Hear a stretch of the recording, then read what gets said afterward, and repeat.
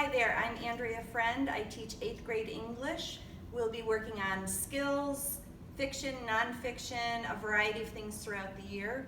Please contact me if you have questions and concerns, and I'd like everybody to please access the parent portal on Schoology. That's the easiest way for you to keep up with what your children have due. Thank you. Hi, I'm Stacy Mallory. I teach English 10th grade. We do a lot of great literature in 10th grade in preparation for the ELA exam in 11th grade.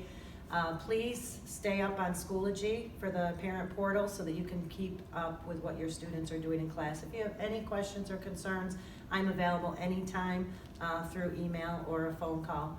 Also, I'm the yearbook advisor. And last year we made a great yearbook despite being out of school since March, and I couldn't have done it without the help of parents and students sending in pictures. So I'm going to need your help again this year, and I ask just send me all of the great things that your students are doing through images to my email at smallory@nvcs.steer.org. Thank you. Hi everybody, I'm Brittany Doherty. I teach English 11, AP Literature, AP Language, Creative Writing, and Speech in the English department. If you have any questions about any of those courses, please let me know.